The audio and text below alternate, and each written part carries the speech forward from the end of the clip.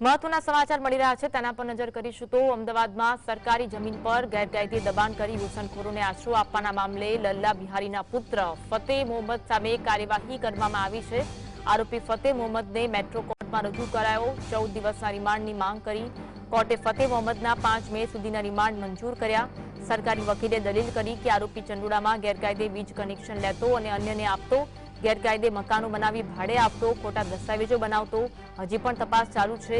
હાઈકોર્ટે સરકારી અધિકારીનો ઉધરો લેતા કહ્યું કે આટલા લાંબા સમયથી અમદાવાદની મધ્યમાં આવેલા ચંડોળા તળાવમાં કોર્પોરેશનના એસ્ટેટ વિભાગ, ટોરેન્ટ પાવર, કયા અધિકારી કર્મચારીઓની આંખ સમિતિની આ પ્રકારની પ્રવૃત્તિ ચાલતી હતી તેની પણ સરકારે તપાસ કરવી જોઈએ। તેમજ કોર્ટે ભાર મૂકીને એવું પણ કહ્યું કે હવે ચંડોળા તળાવ ફરી બાંગ્લાદેશીનો અડ્ડો ન બને તે માટે સરકારના તમામ વિભાગ સંકલન કરી કાર્ય કરવું જોઈએ।